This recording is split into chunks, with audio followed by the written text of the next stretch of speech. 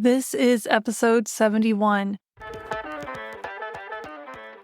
Welcome to Wellness in Every Season, the place where we explore the rich tapestry of motherhood and wellness in all its forms. I'm Autumn Carter, your host, guide, and life coach. Hello and welcome to episode 71 of Wellness in Every Season. I am Autumn Carter, and today I have with me Sheila Heard.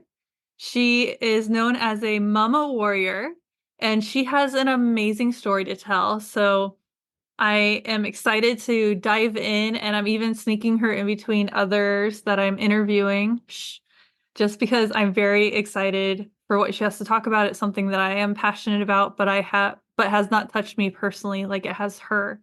Can you go ahead and introduce yourself and let's get started? Well, my name is Sheila Heard, and I am a mother of two adult children, one who has been diagnosed with schizophrenia, one who has been diagnosed with neuromyelitis optica, which is a neurological disorder that claimed her eyesight, and she has limited use of her arms and legs. And my youngest son, the one who was diagnosed with the mental illness, was charged with my oldest son's death. And that was like in the year of 2016. At the time, I was studying to be a clinical psychologist, and I had retired from the military to come home to take care of my daughter and my son. And while I was studying for clinical psychology, that's when I came across the holistic approach, and I was reading about it. And I said, you know what? We have enough people that's doing the traditional side. I think I'm gonna get over here on this side, because I have had situations with both my children where I have had difficulty with getting them the medicine that they needed when they needed it the most. But when you're dealing with a person with a mental illness, you don't have time to sit up here and wait for them to do this or for them to do that. You don't have that kind of time. So I had got it on the holistic side to be able to try to do something for that in between time, if not replace it. So that was my reason for taking the whole holistic side. And as I was working with them, and I noticed that it worked for me as well. It worked for me so much as well, because as I, tend to get older, things don't work as good as they used to. But I noticed I tried some of the practice myself, and I can fare a whole lot better. My body functions a whole lot better.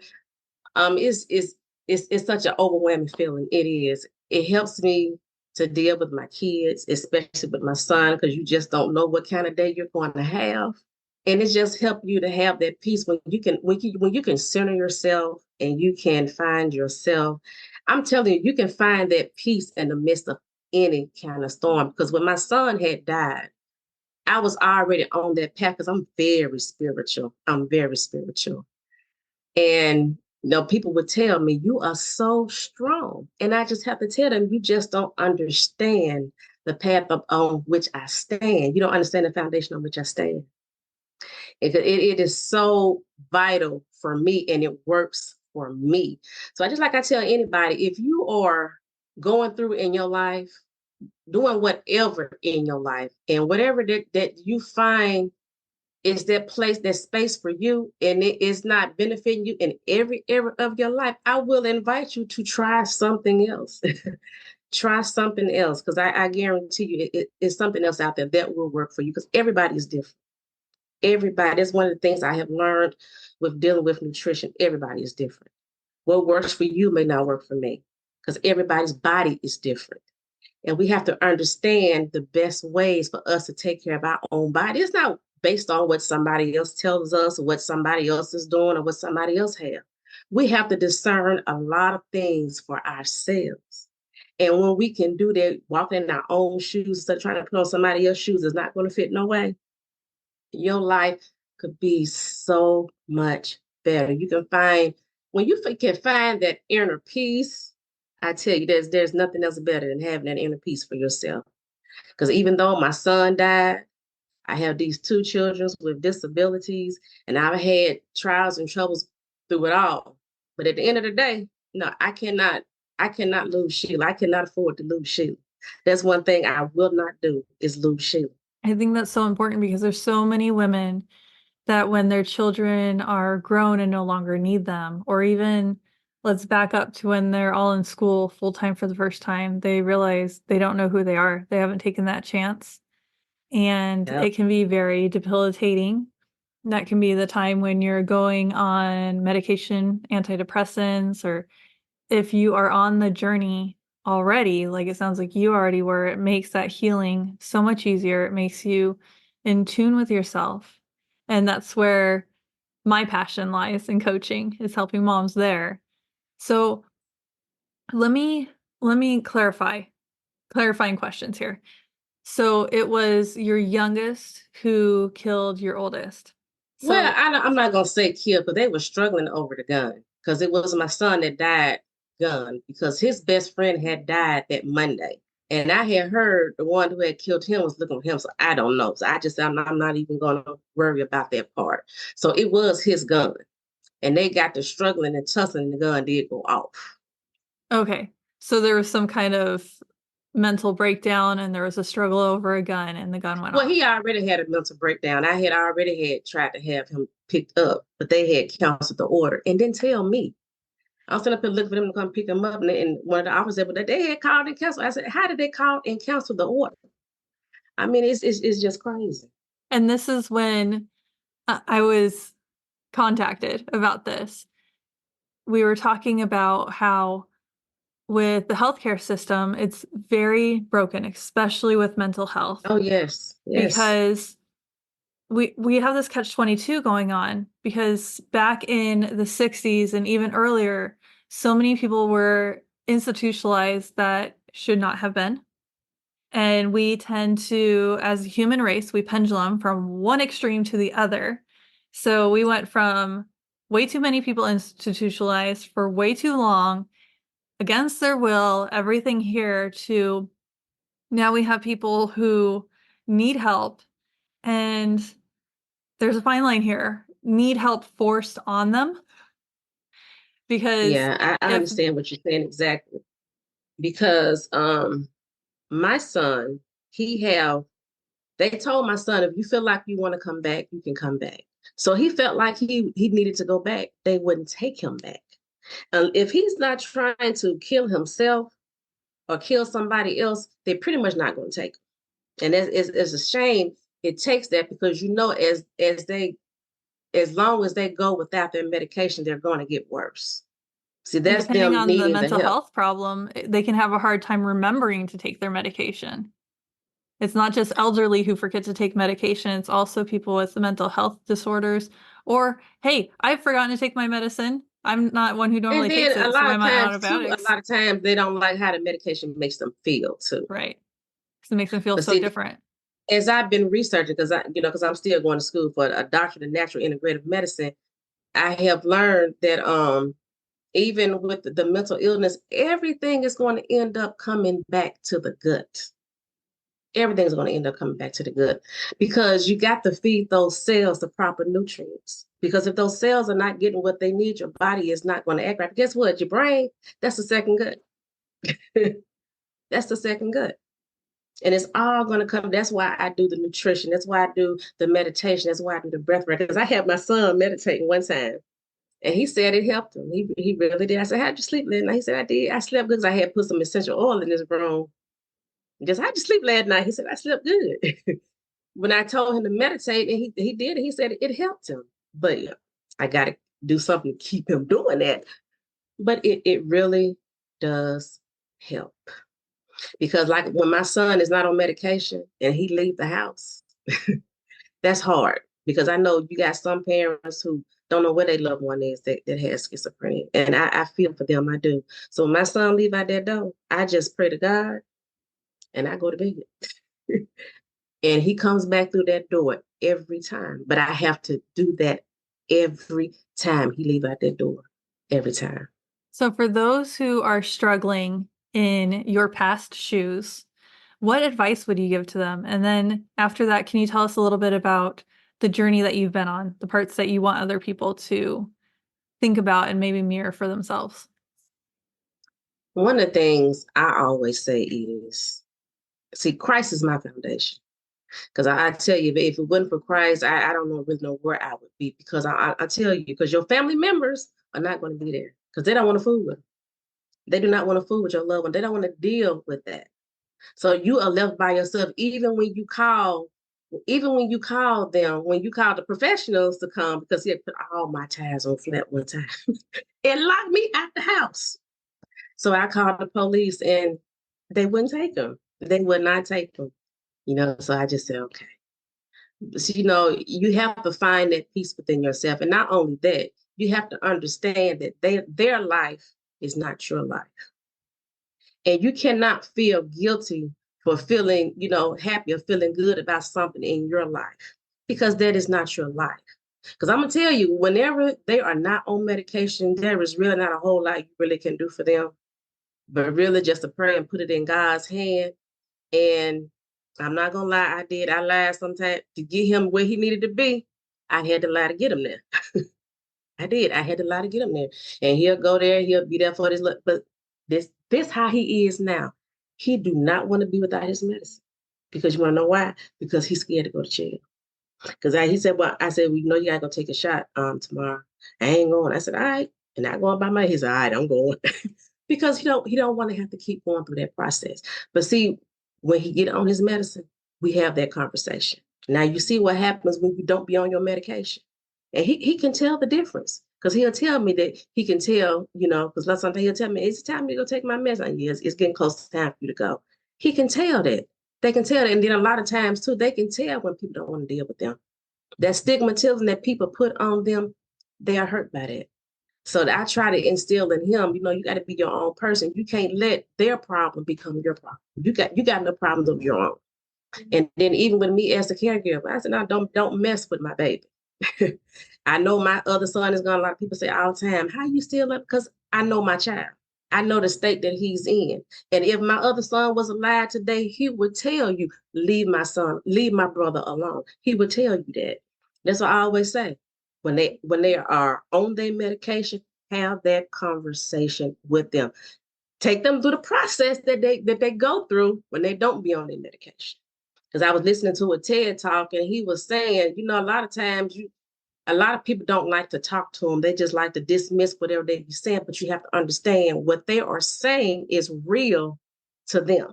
It's real to them, and you got to talk to them like it's real to them. I said, like he always think he's in the military. I said, well, you was.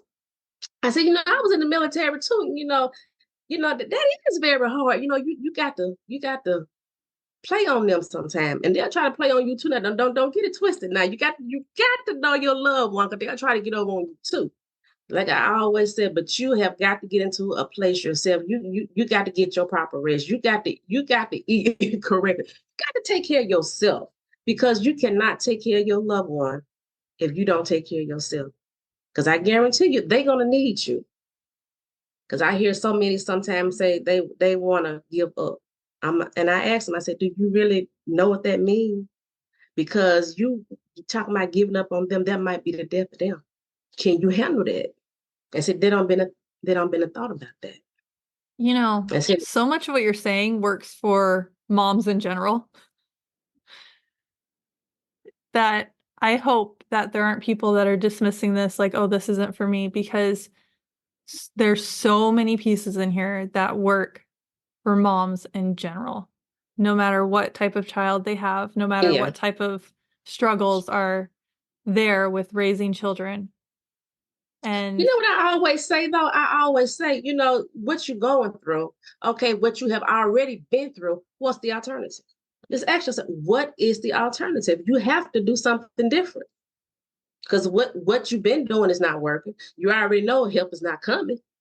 So you got to get creative. If you have to get with some other parents, if you got to go in there, because a lot of times I know when my son is not on medication, he'll do real good with a stranger than he would somebody that he know. why is that? I've heard that too. I don't know, because it was one police officer. He was good, and he got him to go to the hospital to go and take his medicine. He didn't know anything about him, but everybody that he knew, he was always paranoid. He don't trust me at all when he's off his medication. Oh, that's so hard. This is Yeah. mama. Yeah, but see, but like I said, though, I have to understand where he's at. See, I can't meet him where he's at because that ain't gonna do neither one of us no good.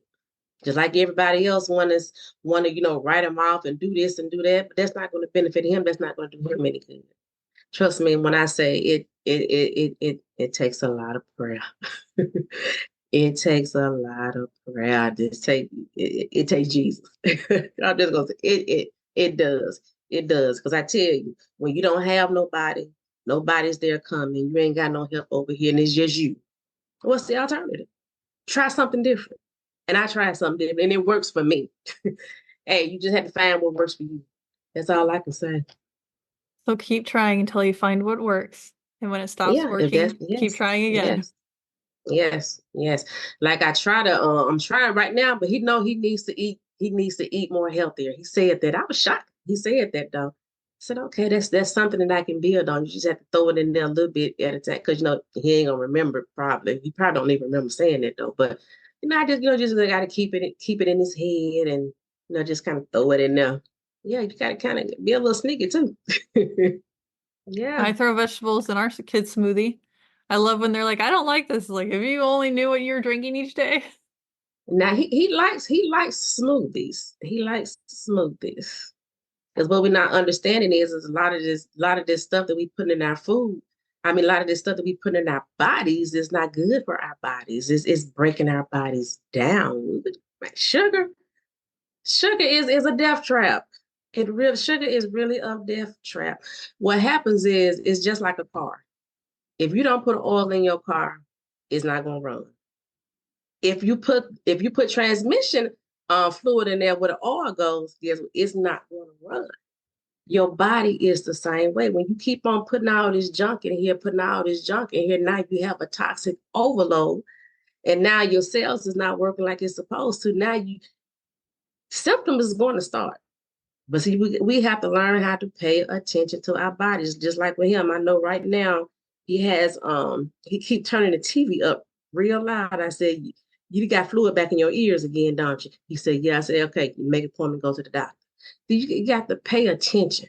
Just like with my grandbabies, when they get to having headaches and they get to doing this and doing that, yeah, all that matters is all this stuff that we've putting into our bodies, not exercise, not getting the proper sleep. It all matters. So for people who don't know, explain how we have the gut brain connection. Explain that part. Well, just think about it. Whenever we eat something, see, whatever we put into our bodies is going to have to go somewhere, and it goes to all our organs in our body. And it's going to come from what we put in our mouth. And one thing that a lot of people don't understand is our oral health has a lot to do with a lot of things as well. Our oral health. And a lot of times, it's just like you got fluoride in the water, you got fluoride in a lot of things. We got a lot of things that's out here. We just got to learn how to make the best decision for us and for our bodies. Because because like right now, I wrestle with acid reflux, and I know because the LES don't operate properly, but I can combat that by the things that I eat. I can get some kind of relief, by the things that I eat. Because just like with dementia and Alzheimer's, sugar, diabetes, all that sugar that we be eating, and even things that we put on our bodies, we have to be careful because they can have toxins in it. Think about it, because we breathe in things that we breathe in our bodies, aromatic, things we put on our skin, that's topical, things that we put inside our body that we ingest. All that, everything is connected. All things matter, and we are all unique. Somebody else's body may be more stronger than somebody else's body. That's why a lot of times for somebody, they can eat this and this person can't, because your body is different. Your metabolism is different. You got to stop going off of what somebody else do and what somebody else is doing that may not benefit you. And you can get some keys to it by looking at your family.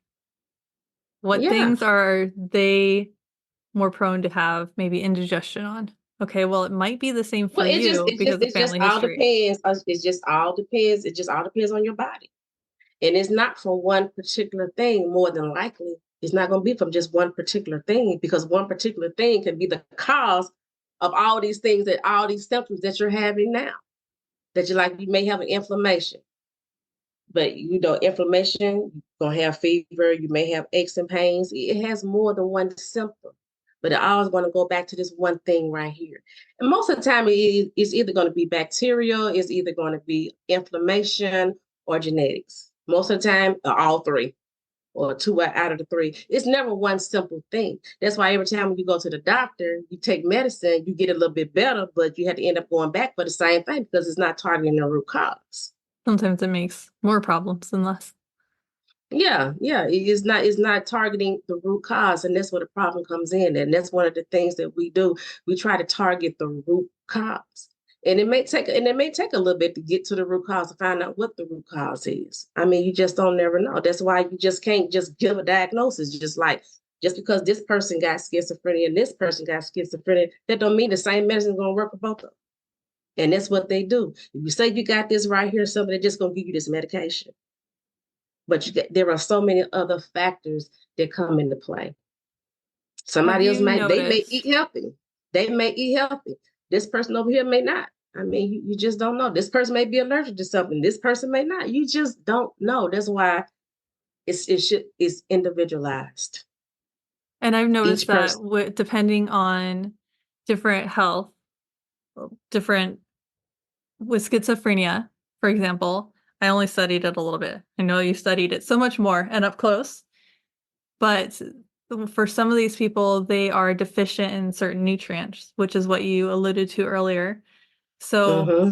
I know that as you study more of this, depending on what your child needs for the general audience listening, definitely look into what nutrients are typically missing. Like if your child has ADHD, we know that they need to stay away from dyes and sugar, but what are they missing? They also have Yeah. excess. Like there's both sides of this, but I know that there's a lot of scientific data, a lot of studies that have been done on what is good and what isn't, depending on what diagnosis your child has. Yeah. So, what Yeah. have you noticed personally with your son?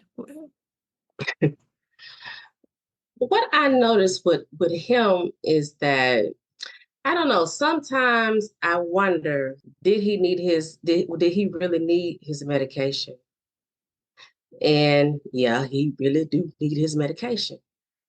But I noticed that now, as it get closer time for him to take his next shot, he's not showing as many signs or symptoms as he used to. Like, I don't know if that's because he been, staying on his medicine or whatever, month after month, because he only get a shot once a month.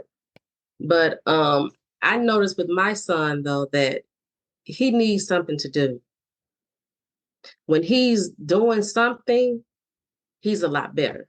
He functions a whole lot better. He talks a whole lot more, because he used to just stay in his room, wouldn't even come out his room for months. Or he used to walk around the house so much. Girl, it took a year for that path to go away. That's just how much he just walked around my house. It took a year for that path to go away. But see, they don't he's really nervous about being around people now. He didn't used to be that way, because he's a real people person. And ever since, he done had this diagnosis, he's kind of recluse. He don't like being around people. He don't like being around crowds of people at all. Just like I said, don't you want to go somewhere sometime? Because my daughter said, won't you come down here? My other daughter, she said, won't you come down here and visit for a little bit? So he finally went one day, and we was down there for maybe about an hour or two. He was ready to come. I said, what you ready to go home for? And you ain't got nothing to do at home. You out, just enjoy yourself. He be ready to come back home, because of how people talk to him and how people treat him.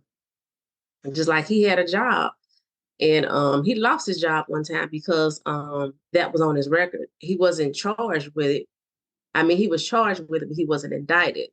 But I guess they still had it on his record, and he lost his job. And he was doing a good job too. He said, Mom, I lost my job. And then I said, yeah, you did, but don't worry about it. But that was big on him. because he's looking at, he's not in control of his life. There is nothing that he can do. But he's learning that there is, because he's over his own money. I'm still trying to get him to learn how to spend his money, because I want you to be able to get your own place. I don't want you living with me forever. So I'm trying to work on, him learning how to spend his own money, because I want to be able to, just build some tiny homes for people like him, so they can have their, go through a process, get their own place.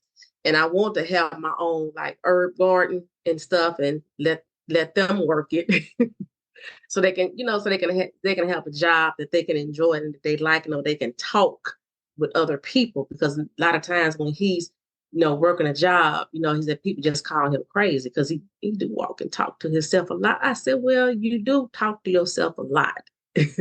But he don't talk to himself as much like he used to, but he still do. But he always, on every job he get, they say he do a good job. Okay, so here's my question.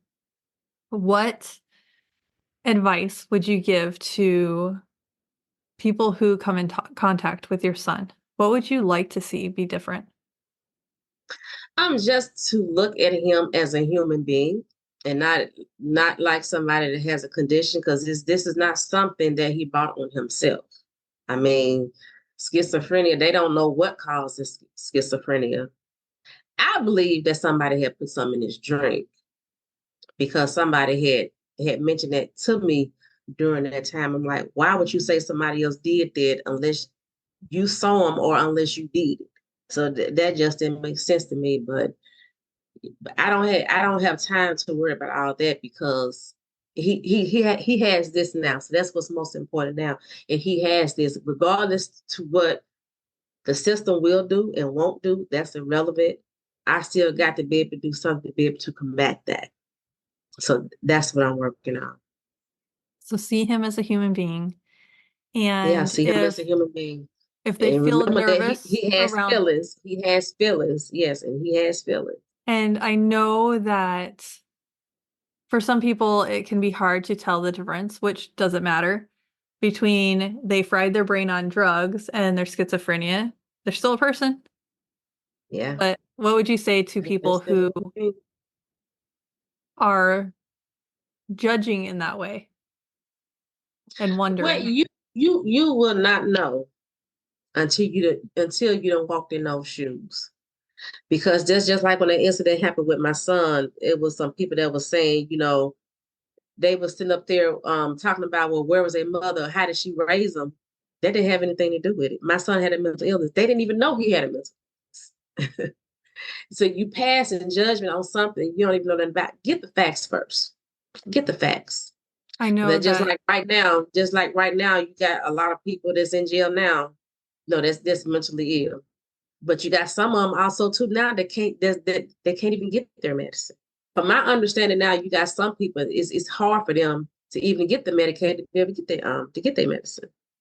Just like I was talking to another lady the other day, and she was saying where she was, that they don't have nothing there, and the judge was going to be out till next week. I said, but your son has schizophrenia. He can't wait till next week. I mean, it's just so crazy. wow, there's so many more layers than I realized just right there. So Yeah. you help families get to the root cause of illness so they can live a better quality of life. Yep. And you have a master's in psychology, holistic alternative psychology, master coach. You've done a lot of work here. Yeah, yeah, I have to, because I have to stay on top of things with my son. That's why I'm going to school now for natural integrative medicine. Makes sense. And how Yeah. can people get in contact with you if you're speaking to them, you're speaking their language, they want to reach out to you, they need the support, they want to work with you. You said schedule an appointment was your answer. How do they do that? Yeah, I will give you my calendar link, but you can always go to Guardians of Health. That's my Facebook group, Guardians of Health. Perfect. So they can find you Go there. there, and I give you my calendar link as well. Perfect. Is there anything else that you want to speak to as we end today?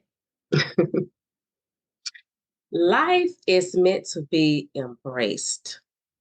I mean, it doesn't matter what happens to you or what comes at you suddenly. It's all about what you say to yourself and what you tell yourself in that moment. Because guess what? That's going to determine how long you're going to be there. Because when my son died, I looked up at the sun and it was coming up, and I said, you know what? I want to rise with the sun. I don't want to be stuck here in this space. And you don't have to be stuck there. Pain is unavoidable, but suffering is a choice. Amen. Wow. Yeah. I would drop my microphone, but then I'd regret it. That was beautiful. Well said. Thank you so much for being on and for all the insights that you gave us and for the vulnerability. I know that you have walked a very difficult and very enlightening journey through this. So I thank you still for your have my time. moments now. I still have my moments. Wait, you're It's just human?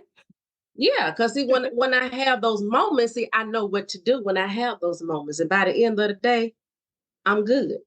See, that's one of the things you things happens and it is going to hurt. But you just have to learn how to channel that in your life, and your life will be a lot better. Instead of being stuck there years and months later and wondering how did you get here. Very true. Thank you so much for being on with me today, Sheila. I really enjoyed our conversation and learning from you and learning about your path and the heart that you have. Everybody else, I am so grateful that you were with us and that you took the time to listen, and I hope you had some key takeaways as well.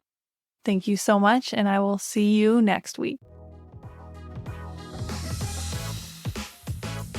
Thanks for tuning into this week's episode. I'm Autumn Carter, guiding you through motherhood's seasons. I hope today's discussion inspired you and offered valuable insights. Stay engaged with our motherhood wellness community by signing up for my newsletter. Whether you're interested in exploring specific topics more deeply or considering personal coaching, joining our newsletter is a great step. Just visit wellnessineveryseason.com/free resources to sign up. We value your journey and aim to keep you connected and informed through our newsletter. Your shares, subscriptions, and reviews help us reach more moms seeking empowerment. So please spread the word about our podcast. Thank you for being a part of our podcast community. I look forward to continuing our conversation, sharing stories, and exploring wellness in all aspects of motherhood. Take care until next week.